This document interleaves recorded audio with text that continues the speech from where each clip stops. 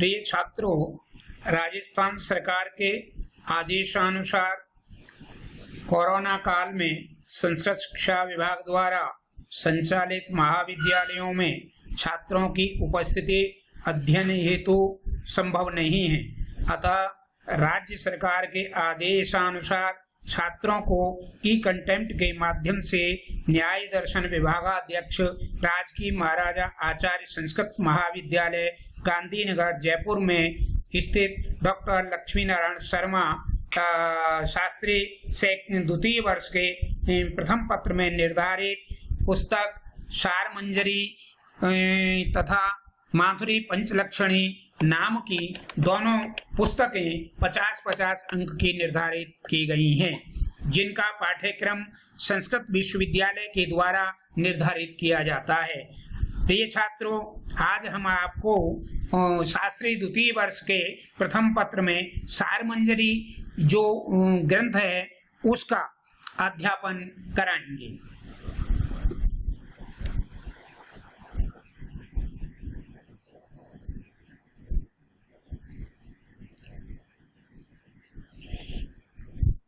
किसी भी ग्रंथ के अध्ययन से पूर्व मंगलाचरण आवश्यक होता है। सारमंजरी ग्रंथ के आरंभ में मंगलाचरण जो है ग्रंथकार ने प्रस्तुत किया है।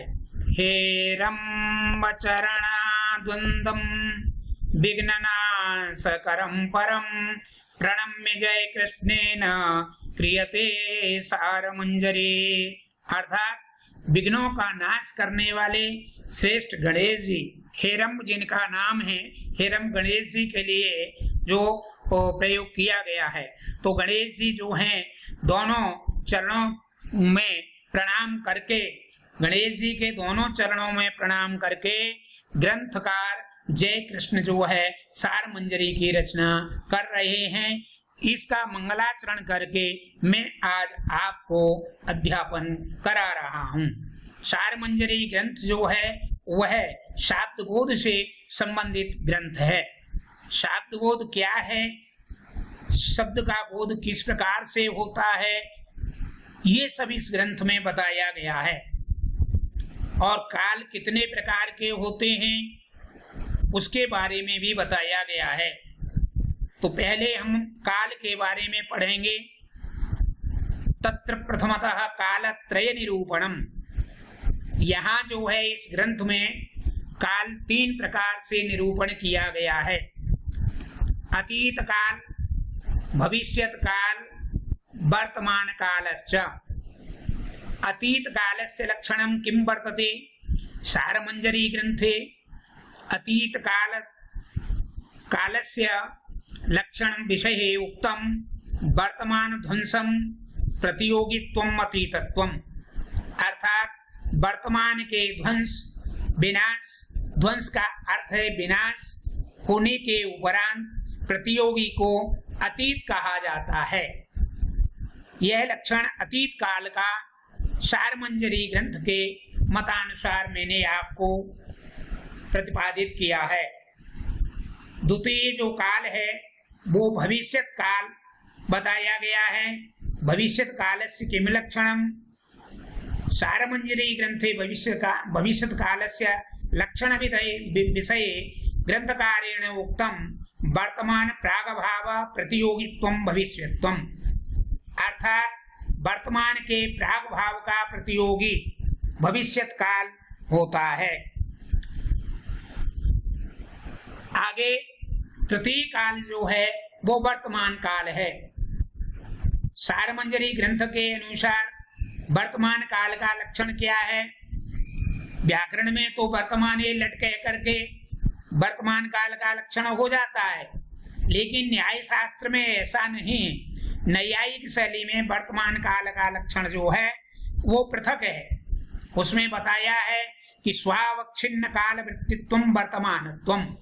अर्थात वर्तमान के समान काल वाला और प्रारंभ होकर समाप्त न होने वाला जो काल होता है उसको हम वर्तमान काल कहते हैं। ग्रंथकार ने ग्रंथकारेण कालत्रयम् एवमेव उक्तम। ग्रंथकार ने इस प्रकार से तीनों कालों का लक्षण प्रतिपादित किया है।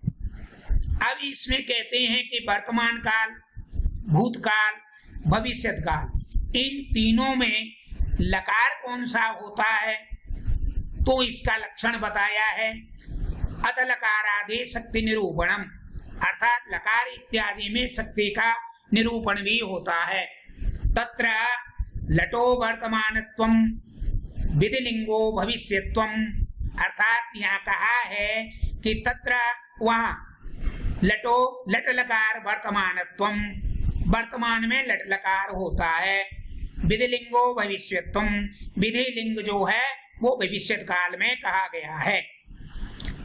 विधि में क्या है इसके बारे में हम आपको बताते हैं। देखिए कि विधि संभावना च, विधि क्या है, संभावना व्यक्त करती है।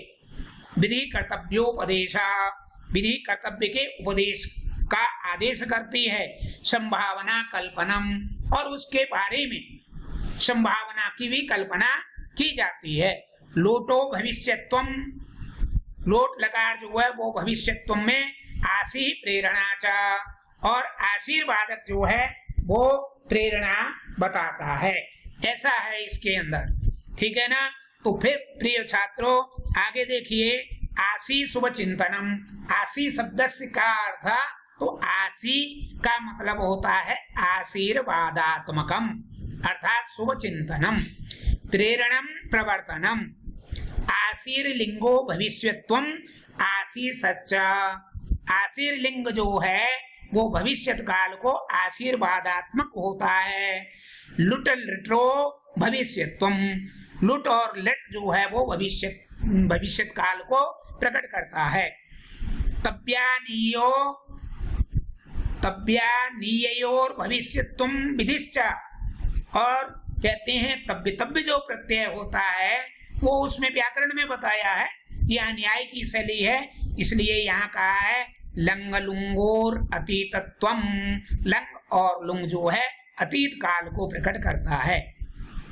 लिटो वक्त्र परोक्षत्वम अतीतत्वंच, फिर कहते हैं यहाँ कि लिट जो है वक्ता के परोक्षत्व काल को अतीतत्व प्रकट करता है। रंगो अतीतत्वम क्रियातिक्रमश्च, और रंग जो है वो अतीत काल के क्रिया अतिक्रम को प्रकट करता है। यंग क्रिया समभि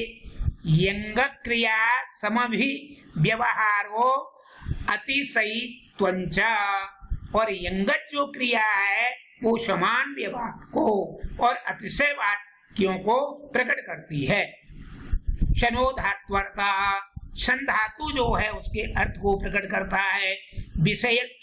विषयिणी इच्छा समान कर्तृत्वे अभिधानम, और विषयिणी इच्छा जिस विषय के बारे में जो इच्छा है वह समान कर्तृत्व के रूप में कही जाती है। णिच कर्तृत्वम, णिच करता है। प्रयोजक व्यापारो हेतुमान अर्थ, और प्रयोजक जो व्यापार है वो हेतु कारक कहा जाता है। त्रचो वर्तमानत्वम, त्रच जो है वो वर्तमान काल को प्रकट करता है। सत्री सानयो वर्तमानत्वम अनेक कर्तिकत्वम एककालीनत्वंच, और कहते हैं सत्री और सानच प्रत्यय भी वर्तमान में कर्ति और एक काल के लिए प्रयोग होता है। तवतु प्रत्ययोर अतीतत्वम, त जो है वो तवत प्रत्यय में अतीत काल को प्रकट करता है। तुम मनो क्रियार्था, क्रिया एक कर्तृत्वंच उद्देश्यता संबंधेन क्रिया निमित्ति भूत क्रिया क्रियार्था, अर्थात मुन प्रत्यय जो है वो क्रिया के अर्थ को प्रकट करते हुए एक कर्ता के रूप में उसके उद्देश्य को और संबंध को प्रकट करता है। क्रिया निमित्ती भूत क्रिया क्रियार्था, क्रिया के निमित्त जो भूत क्रिया है वो क्रिया के अर्थ को प्रकट करती है। तीन घन लिटाम काल सामान्यो भावश्च, भावी धात्वर्थ, तीन घन और लिट प्रत्यय जो है काल समय के सामान्य भाव को और धातु के भाव को प्रकट करता है। त्वा फ्लच योर भाव आंतर्यम।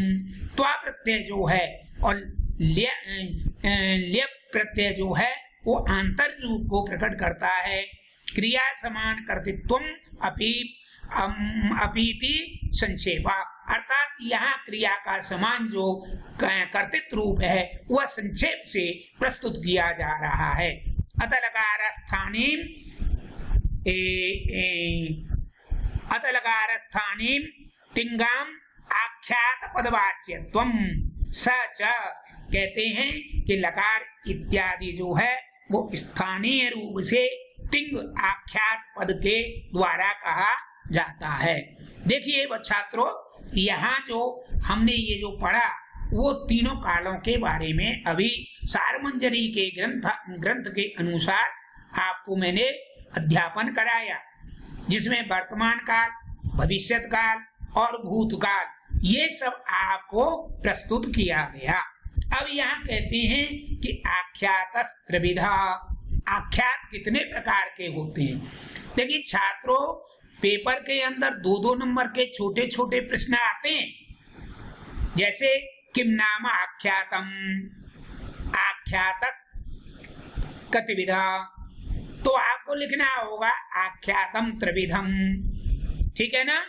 आख्यातस त्रिविधा, पहला कौन सा है, कर्तृविहित आख्यातम, कर्माविहित, भावाविहितश्चेति, अर्थात कर्तृविहित, कर्मविहित और भावविहित ये 3 प्रकार के आख्यात बताए गए हैं।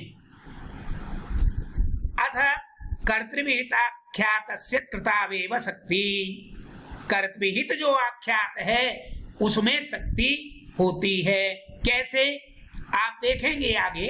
अभी आपको मैं एक चित्र दिखाता हूँ। देखिए यहाँ कहा है भाव विहितश्चेति, और ये भाव विहित भी होता है। तो अथ कर्तृविहिताख्यातस्य कृतावेव शक्ति, कृतित्व रूप शक्यतावच्छेद कलाधवान्न कर्तृ शक्यतावच्छेदकः कृतेरनुगमात् न चाख्यातेन कर्तृनविधानेन चैत्र पचति इत्यत्र। प्रिय छात्रों, न्याय की शैली ऐसी है जो आपको क्लिष्ट लग रही होगी, लेकिन न्यायिक शैली बहुत ही सरल है। कैसे सरल है वो देखिए आप। व्याकरण में जो है चैत्र पचति इत्यत्र इति उक्त्वा, ऐसा कह करके उसका उदाहरण दे दिया और आपको समझाने की कोशिश की गई, लेकिन वो आप नहीं समझ पाए। उसका कारण क्या है कि वो नवाचार पद्धति से अध्यापन नहीं है। आज जो राज्य सरकार ने ई कंटेंट के माध्यम से जो अध्यापन की व्यवस्था की है वह छात्रों के लिए बहुत उपयोगी है। संस्कृत शिक्षा विभाग में तो यह पहली बार आयोजन हो रहा है। इसको देखिए, ये मैं आपको ई कंटेंट के माध्यम से और नवाचार की पद्धति से अध्यापन करा रहा हूँ। इसमें देखिए एक चित्र आपके सम्मुख है।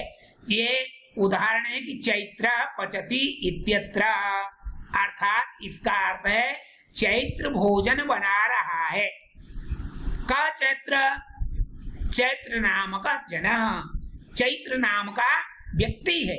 जैसे महेश पचति इत्यत्र, महेश भोजन बना रहा है, ऐसे ही एवमेव अत्र मया प्रतिपाद्यते चैत्र। चैत्र भी इसी प्रकार से मेरे द्वारा या उदाहरण में बतलाया गया है कि चैत्र पचति। देखिए एक व्यक्ति जो है आपके सम्मुख है और ये हाथ में चम्मच लिए हुए है और ये गैस के ऊपर जो है भगोनी में चावल पका रहा है। इसको कहते हैं चैत्र तंदुलम पचति, अर्थात चैत्र पदांतर तृतीया पत्ती है। लकारेण नावी तत्वात इति वाच्यम। कर्तिगत संख्या विधानाभ्याम तृतीयादेव व्यवस्थित्वात् एवं व्यापारोपि न शक्ति ही। इस व्यापार में भी शक्ति नहीं होती, लेकिन कृत्यादि साधारण यावत व्यापारानुगतैव धर्माभावात्। अथ कर्तव्येताख्यातस्य कृतौ वर्तमान एकत्वादौ च शक्ति सिद्धा। एकत्वादौ च शक्ति सिद्धा तत्र शाब्दबोधे कृतावेव वर्तमानत्वादिकम्। यहाँ कहा गया है कि शाब्दबोध के द्वारा ही वर्तमानत्वादिकम वर्तमान काल का बोध कहा जाता है। एकत्वादिकंच कर्तव्येव प्रतीयते। एकत्वादि आदि के अंदर कर्तव्य की प्रतीति होती है। एक पदो पात पदार्थयो न विशेषण विशेष्य भावेश न अन्वय बोध। कहते हैं कि एक पद में अन्य पद का जो अर्थ है विशेष विशेषण भाव उसमें उसका बोध हो जाए इति शाब्द बोध, वह शाब्द बोध कहा जाता है। व्युत्पत्ते अस्वीकारादनुभवाच्च अथ कर्म विहिताख्यातस्य फले शक्ति न कर्मणि। यहाँ कहा गया है कि कर्म विहित आख्यात जो बता गया है उसके फल में शक्ति है, लेकिन न कर्मणि, जो कर्म बताया गया है उसमें शक्ति नहीं है। तो उसमें क्या है? तो उसमें कहते हैं कि उसमें शाब्द बोध की प्रतीति होती है। जैसा कि अभी मैंने आपको ऊपर बताया था कि वो जो है शाब्द बोध की प्रतीति होती है उसमें। कैसे? कि चैत्र पचति इत्यत्र। चैत्र क्या करता है? भोजन पका रहा है। तो भोजन कौन पका रहा है छात्रों? कि भोजन चैत्र पका रहा है, महेश पका रहा है, दिनेश पका रहा है। इस बात का यहाँ बोध हो रहा है कि भोजन पकाने वाला रसोईया कौन है? चैत्र है, मैत्र है, महेश है इत्यादि। ठीक है ना? तो आगे फिर अब हम चलते हैं। देखिए कि व्युत्पत्ति अस्वीकारात् अनुभवाच्च अथ कर्म विहिताख्यातस्य फले शक्ति न कर्मणि। फलंतु धात्वार्थ तावच्छेदक। फल तो क्या है? धातु के अर्थ का अवच्छेदक होता है। अतएव धातो फलावच्छिन्न व्यापार बोधकत्वेनैव सकर्मकत्वम्। ये न्याय की शैली में कहा गया है कि इसलिए धातु जो है फलावच्छिन्न व्यापार से युक्त है और सकर्मकत्वम सकर्मक है।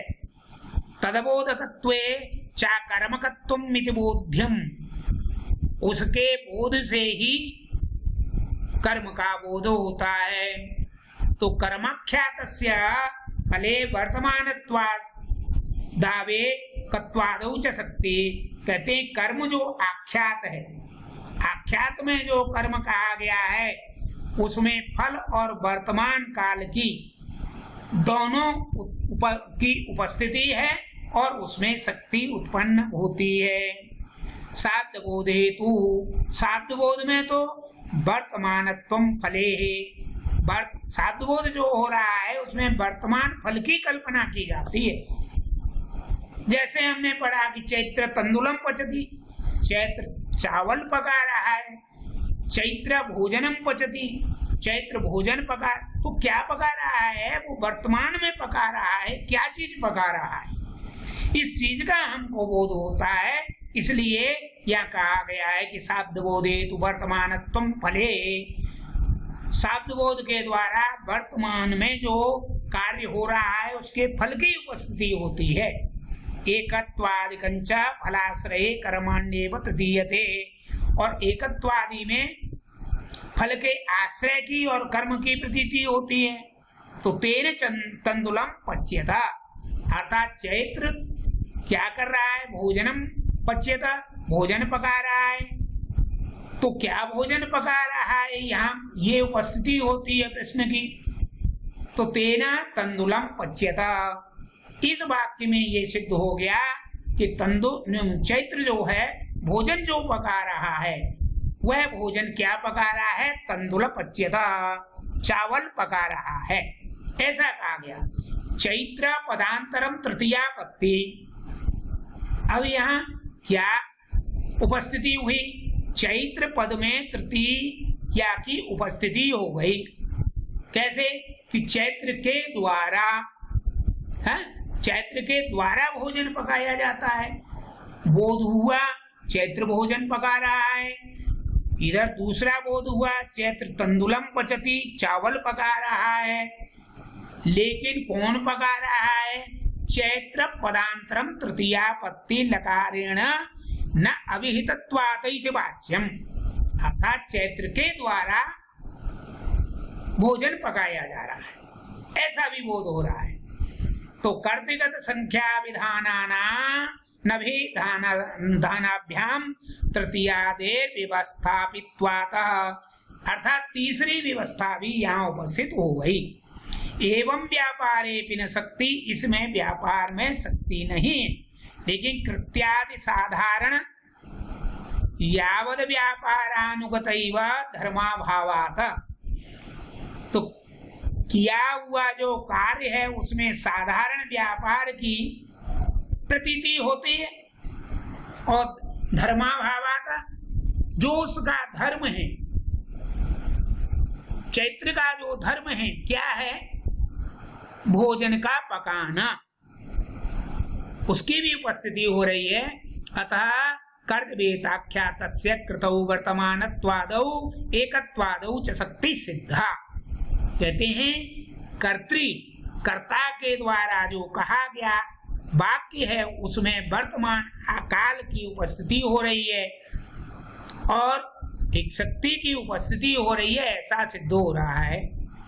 तत्र साध्यबोधे कृतावेव वर्तमानित्वादिकम, यहाँ साध्यबोध में जो किया हुआ कार्य है उसमें वर्तमान काल की भी उपस्थिति है। एकत्वादिकंच कर्तव्येति प्रतीयते, और एकत्वादिक में एक व्यक्ति ही भोजन पका रहा है, इसमें उसके कर्तव्य की प्रतीति भी हो रही है। तो इसको हम न्याय शैली में कहा गया है कि एक पदोपात पदार्थ योर न विशेषण विशेष्य भावे न अन्वय बोध इति, अर्थात विशेष विशेषण भाव में अन्वय का बोध होता है। व्युत्पत्तेर स्वीकारात् अनुभवाच, और व्युत्पत्ति के स्वीकार करने पर उसके अनुभव की भी उपस्थिति हो रही है। अतः कर्म विहिताख्यातस्य फलेर शक्ति न कर्माणि, कहते हैं कर्म में जो विहित आख्यात है, जो निश्चित जो आख्यात है, कहा गया वाक्य है, उसके फल में शक्ति है, न कर्मणि, कर्म में नहीं। फलंतु धात्वर्था अवच्छेदक, और फल क्या है, धातु का अवच्छेदक है। अतएव धातु फलावच्छिन्न व्यापार बोधकत्वेनैव सकर्मकत्वम। इसलिए नैयायिक लोग ये न्याय की शैली में कह रहे हैं कि धातु जो है फल से अवच्छिन्न है, व्यापार का बोध हो रहा है और सकर्मक धातु का भी बोध हो रहा है।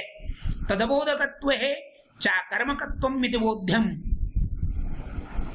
उसके बोध होने पर कर्मक धातु का भी बोध हो रहा है।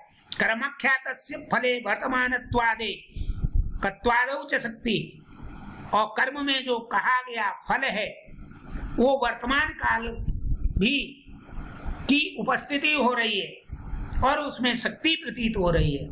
साध्य बोधे तो वर्तमानत्वम फले, साध्य बोध में जो है वर्तमान काल में फल की प्राप्ति हो रही है।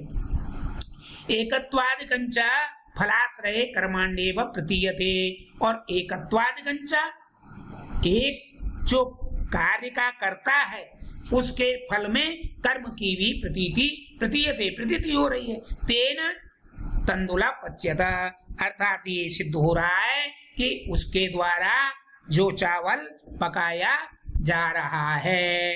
इति इत्यत्र तंदुल पदोत्तरन द्वितीया, यहाँ कहा गया, देखिए आपके सम्मुख ये चित्र जो दिख रहा है, पूर्व में भी आपने देखा था कि चैत्र पचति, अब यहाँ है इत्यत्र तंदुल पदोत्तर न द्वितीया। इसमें बोध हमको हो रहा है कि तंदुल पदोत्तर परम न द्वितीया, साइलेंट है। चैत्र भोजन पका रहा है, तंदुल पका रहा है, लेकिन इसमें द्वितीया नहीं है,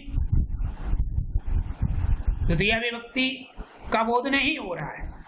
कर्मगत संख्या विधानेन द्वितीया बाधित्वात्, कहते हैं कर्मगत संख्या विधान में द्वितीया का बाध हो रहा है। अत भाव विहिताख्यातस्य धात्वर्थ एव शक्ति, इसलिए यहाँ जो भाव बताया गया है उसके द्वारा धातु के अंदर जो अर्थ प्रकट हो रहा है उसमें शक्ति है।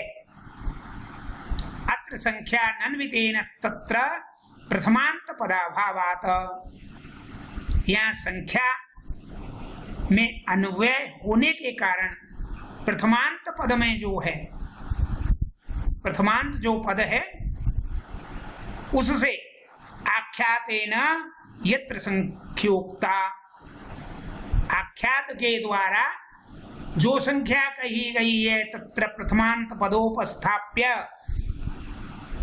पहले पद की उपस्थिति पदार्थान्वितत्वेन कल्पत्वात्, पदार्थ के अन्वित होने पर कल्पना की जा रही है।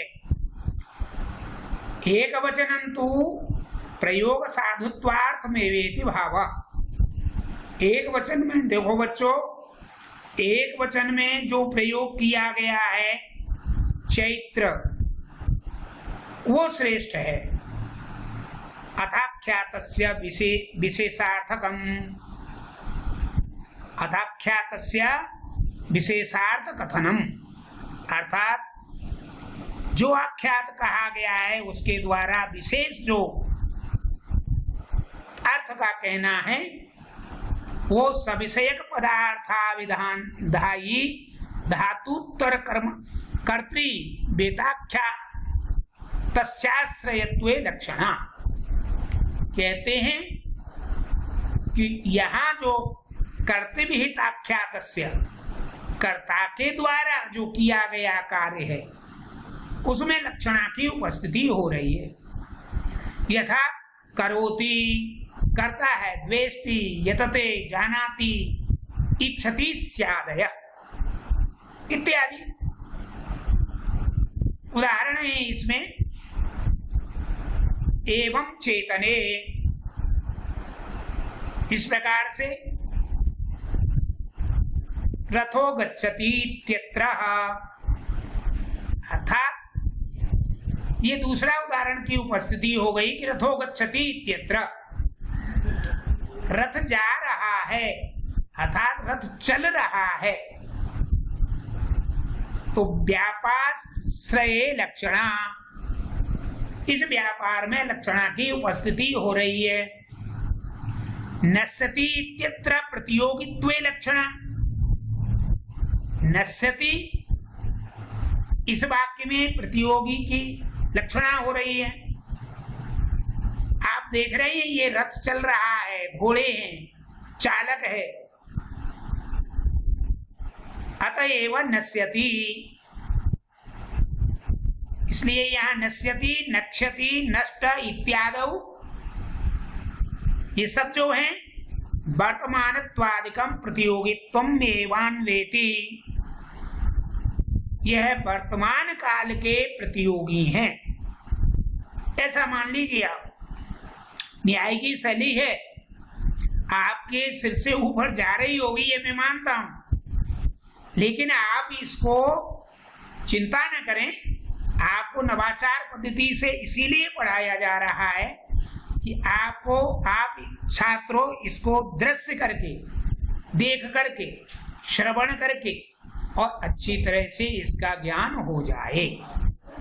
इसलिए यहाँ कहा गया है कि आख्यात प्रतिपादनम इति, अर्थात आख्यात 3 प्रकार के जो बताए गए हैं उनमें कर्तृविहित आख्यात, कर्म विहित आख्यात और भाव विहित आख्यात इति, अर्थात 3 प्रकार के जो हैं आख्यात बता दिए गए।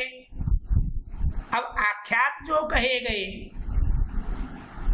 कहे गए वाक्य हैं उनका बोध, देखिए व्युत्पत्तिवाद में शाब्द बोध यही है, लेकिन वो व्याकरण शास्त्र का ग्रंथ है व्युत्पत्तिवाद। यहाँ उस व्युत्पत्तिवाद के शब्दों की व्याख्या नैयायिक शैली में नैयायिक करते हैं। उनको कहने का अर्थ वही है जो व्याकरण शास्त्र के विद्वान कहते हैं, लेकिन कहने का अपना अपना तरीका अलग है।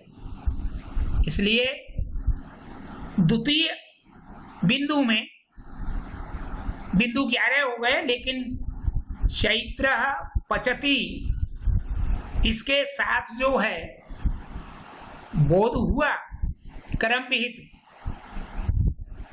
आख्यात का, भाव विहित आख्यात का, तीनों आख्यातों का बोध हुआ, लेकिन अथ शाब्द बोध कथ्यते।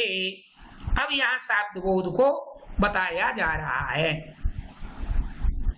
तो यथा चैत्र तंदुलम पचती इत्यत्र, जैसे बताया कि चावलों को चैत्र पका रहा है, इसलिए यहाँ देखिए इसका अर्थ नैयायिक कैसे बताते हैं। चैत्र तंदुलम पचती, ये व्युत्पत्तिवाद में वैयाकरणों का वचन है, लेकिन नैयायिकों का कथन किस प्रकार से है उसको आप सुनिए छात्रों। तंदुल पदेन तंदुल पदार्थोपस्थिति, अर्थात तंदुल पद से तंदुल पदार्थ की उपस्थिति हुई। द्वितीया कर्मता रूप फलोपस्थिति, द्वितीया में कर्म के द्वारा रूप फल की उपस्थिति हो गई। वृत्तित्वं संसर्गस्तेन तंदुल वृत्ति कर्मत्वावांतर बोध, और वृत्ति के रूप में संसर्ग के द्वारा तंदुल वृत्ति के कर्म का बोध हो गया। इसमें देखिए पच धातुना पाकोपस्थिति, चैत्र तंदुलम पचती, ये 3 वाक्य हो गई। चैत्र अलग हो गया, तंदुल अलग हो गया और पचती अलग हो गया। तो पचती जो है वो क्रिया है। चैत्र के द्वारा क्या क्रिया की जा रही है? तो पचती में पच धातुना पाकोपस्थिति, पच धातु के द्वारा पाक की उपस्थिति हो गई। तत्रानुकूलता संसर्गेण, और उसके अनुकूल संसर्ग के द्वारा तादृश कर्मत्वान्वय, वैसा ही जैसा उसका जो है संसर्ग है वैसे ही उसके कर्म का भी अन्वय बोध हो रहा है। तेन, उसके द्वारा तंदुल वृत्ति कर्मतानुकूल पाक इति बोध। देखिए न्याय की शैली बहुत भिन्न है, इसलिए या एक सीधे भी कह सकते कि चैत्र जो है चावल पका रहा है, लेकिन नहीं, इसमें जो है शास्त्रीय गुण विद्यमान नहीं हुआ। शास्त्रीय गुण किसमें विद्यमान हुआ? शास्त्रित्व किसमें झलक रहा है कि तंदुल वृत्ति कर्मतानुकूल तंदुल वृत्ति कर्मतानुकूल पाक इति बोध, इसमें शास्त्रित्व झलक रहा है।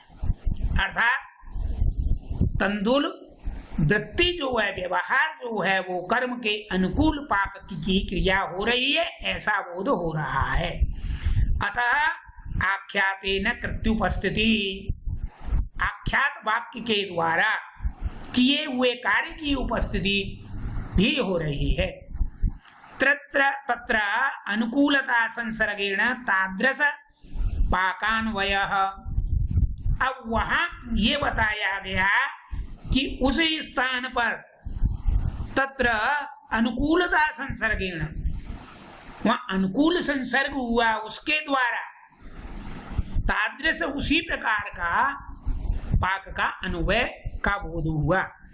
तेना इसके द्वारा तंदुल वृत्ति कर्मत्वानुकूल तेना तंदुल वृत्ति कर्मत्वानुकूल पाकानुकूल कृति इति बोध। अर्थात जो वाक्य कहा कि चैत्र तंदुलम पचति, इस वाक्य में तंदुल वृत्ति के साथ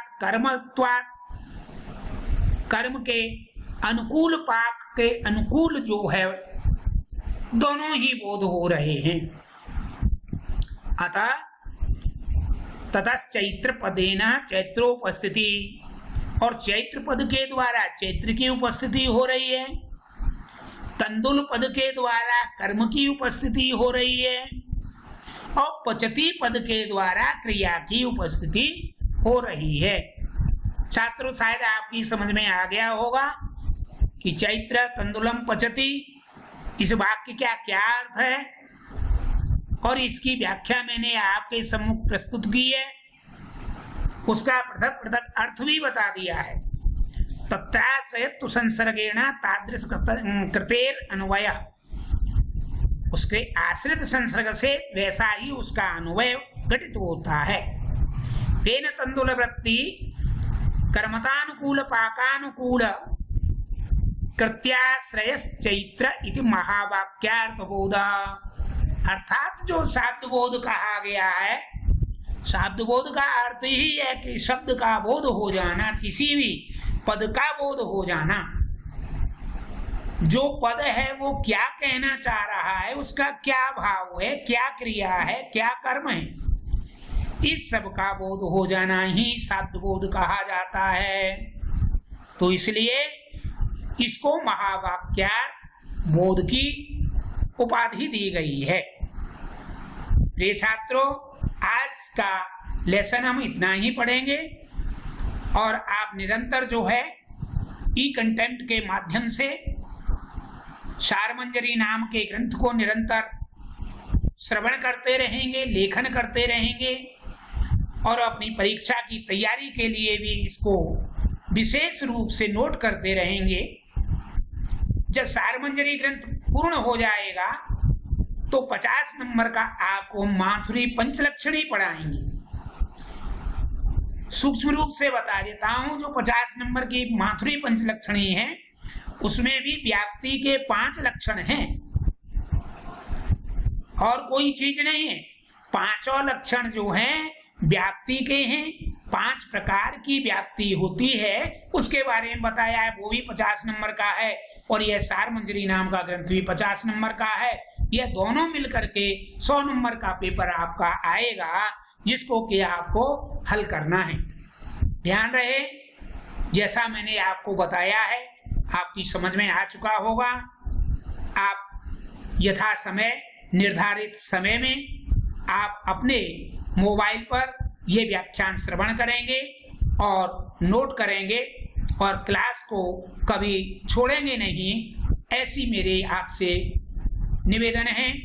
आप सभी बच्चों ने भाग लिया, ई कंटेंट पर पढ़ा, बहुत बहुत धन्यवाद।